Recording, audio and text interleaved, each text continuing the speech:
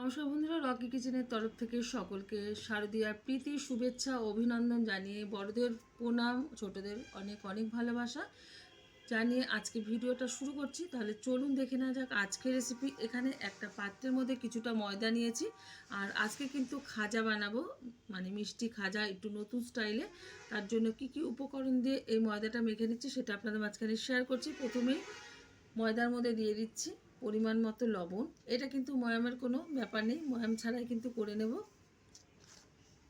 আর এটা কিন্তু দুধ দিয়ে মেখে নেব, অল্প অল্প করে দুধ দিয়ে আমি মেখে নিচ্ছি। আপনারা কিন্তু জলও ব্যবহার করতে পারেন, কারণ দুধ দিলে বেশি টেস্ট হয় খাজাটার। ময়দাটা ভালোভাবে মাখা হয়ে গেছে, সাইডে রেখে দিচ্ছি।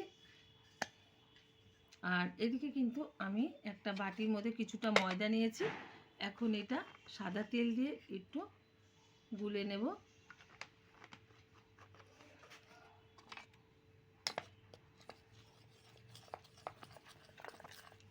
ভালোভাবে আমি গুলে নিয়েছি।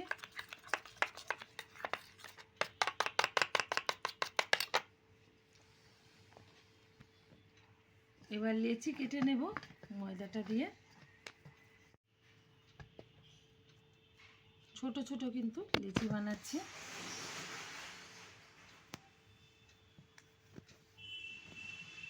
এখানে 5টা লেচি কেটে নিয়েছি। এবার পাতলা করে রুটিগুলো বেলে নেব। রুটিগুলো পাতলা করে, যত পাতলা করা যায় ঠিক ততটা পাতলা করে কিন্তু আমি বেলে নেব। এই যে পাতলা করে বেলে নিয়েছি, আর প্রত্যেকটা এরকম করে বেলে নেব যাতে লেগে না যায় একটা গায়ে আর একটা। তার জন্য একটু ময়দা দিয়ে নিচ্ছি। একটার উপর একটা রেখে দিলে কিন্তু লেগে যাবে না। সবগুলো বেলা হয়ে গেছে। এখন এর উপরে এই যে যেটা মিশ্রণটা দিয়ে দিচ্ছি, আর এটা কিন্তু খুব সুন্দরভাবে লাগাতে হবে। 4-5টা ব্রাশ দিয়ে আপনারা করে নিতে পারেন, তো আমি হাত দিয়ে একটু করে নিচ্ছি।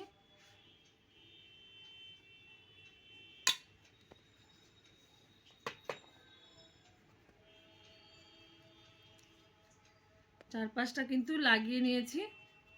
এখন এর উপরে কিন্তু এরকমভাবে ময়দাটা আমি দিয়ে দিচ্ছি, শুকনো ময়দা।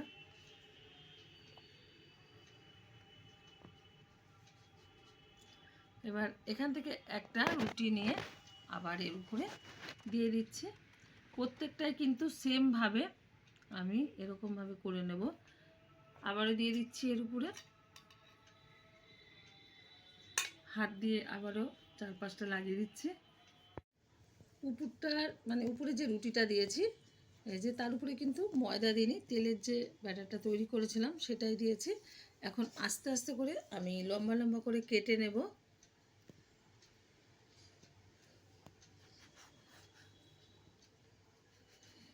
এর উপরে কিন্তু কোনো ময়দা দেওয়া যাবে না। এখন আমি একটা করে তুলে ফোল্ড করে নেব।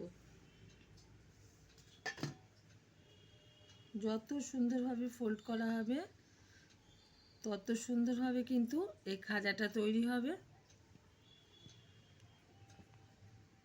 আপনারা কিন্তু ছোটও বানাতে পারেন, আমি একটু বড় বানালাম। আর এইটা টেনে নিচের দিকে এরকম করে লাগিয়ে দিতে হবে। এই যে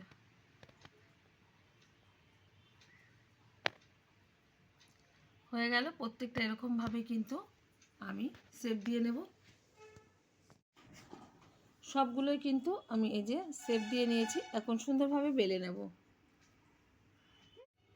একটা নিয়ে বেলে নিচ্ছি একটু শুকনো ময়দা দিয়ে, নাহলে বেলতে পারি না, আমি আগেই বলে দিচ্ছি।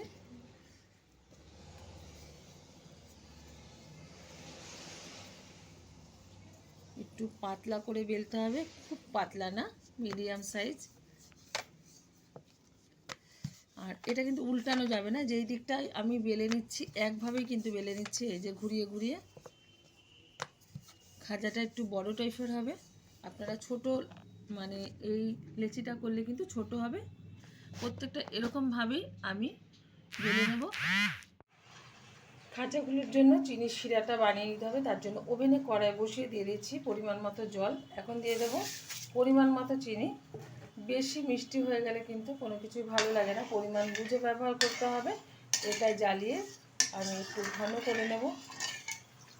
আপনারা এর মধ্যে ফুড কালারও ব্যবহার করতে পারেন, তো আমি ফুড কালার ব্যবহার করব না, শুধু চিনি দিয়ে এটা আমি শিরাটা তৈরি করে নেব কালার ছাড়াই।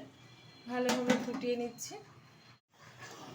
শিরাটা কিন্তু ভালোভাবে আমি গাঢ় করে নিয়েছি, আর একটু গাঢ় করব। আর এটা জমাট যাতে না বেঁধে যায় ঠান্ডা হওয়ার পর, তার জন্য দিয়ে দিচ্ছি একটু লেবুর রস।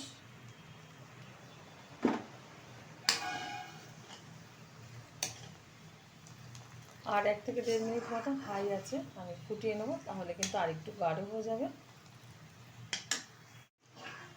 হাই আছে 1 থেকে 1.5 মিনিট মতো আমি ফুটিয়ে নিয়েছি। এবার কিন্তু অনেকটাই গাঢ় হয়ে গেছে, এর থেকে আর বেশি গাঢ় করবো না, নামিয়ে ঠান্ডা করে নিচ্ছি। পুরো ঠান্ডা করবো না, উষ্ণ উষ্ণ যাতে গরম থাকে এরকমভাবে কিন্তু শিরাটা আমি ব্যবহার করব খাজাতে। খাজাগুলো ভাজার জন্য ওভেনে কড়াই বসিয়ে তাতে দিয়ে দিয়েছি বেশ কিছুটা পরিমাণে সাদা তেল। তেলটা গরম হয়ে গেছে, এখন আস্তে আস্তে করে খাজাগুলো ছেড়ে ভেজে নেব। সুন্দরভাবে কিন্তু একটু খুন্তি দিয়ে চেপে চেপে ধরবো সাইডগুলো, তাহলে কিন্তু লেয়ারগুলো খুব সুন্দরভাবে এখানে ফুটে উঠবে। আপনারা দেখতেই পাচ্ছেন খুব সুন্দরভাবে কিন্তু লেয়ারটা দেখাও যাচ্ছে। এই যে পুরো ভাজাটা হলে কিন্তু আরও ভালো লাগবে।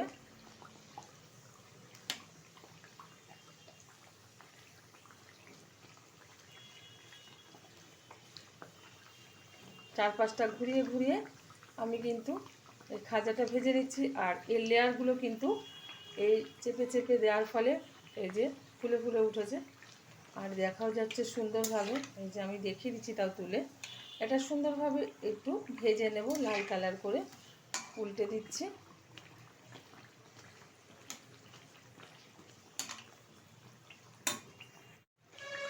সুন্দরভাবে কিন্তু এই যে খাজাটা ভাজা হয়ে গেছে, দেখতে পাচ্ছেন সুন্দর কালার চলে এসেছে, আর লেয়ারগুলো কিন্তু খুব সুন্দরভাবে বোঝা যাচ্ছে। প্রত্যেকটা এরকমভাবেই ভেজে তুলে নেব একটা পাত্রে। সবগুলো খাজাই কিন্তু আমি ভেজে একটা প্লেটে নিয়ে নিয়েছি।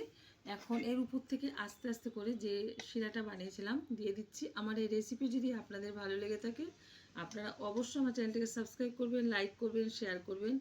আর সামনেই দুর্গাপুজো, সেই উপলক্ষে স্পেশালভাবে আপনারা এটা বাড়িতে করে নিতে পারেন। আশা করি আপনাদের ভীষণ ভালো লাগবে। যেরকমভাবে আমি শিরাটা দিচ্ছি এরকমভাবে দিলেই কিন্তু ভালো মিষ্টিটা ঢুকবেও, আবার ভালোও লাগবে। বেশি অতিরিক্ত হয়ে গেলে কিন্তু ভালো লাগবে না। পুরোটা শিরাই কিন্তু সুন্দরভাবে আমি খাজার মধ্যে দিয়ে দিলাম। দেখা হবে পরের ভিডিওতে নতুন কোনো রেসিপি নিয়ে। ধন্যবাদ।